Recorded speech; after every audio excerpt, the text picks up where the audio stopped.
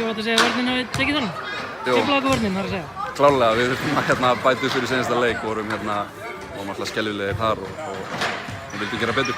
Komum út brjálægur í byrjun og það er það sem skilaði þessu. Var þetta uppsetningin hjá þjálfarateyminu fyrir kvöldið? Já, við erum bara líka búin að vera að vinna í þessu, skiljur við, á þessum æfingum sem við fengum eftir og í pásunni. Þannig að það er bara búið að skila sér inn. Þórsararnir fendir Rós, þeir gáðust aldrei upp, þeir voru alltaf svona marki helmingi. Hálf óþægilegt fannst ykkur eða? Já, eða þú veist, mikið kredit til þeirra sko.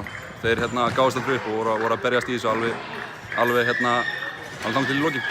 Og jú, vissulega er það óþægilegt á köflum en við þurftum bara að vera klárir á okkar og klára leikinn í staðinn fyrir að vera að hugsa að þeir eru að krafsa í okkur.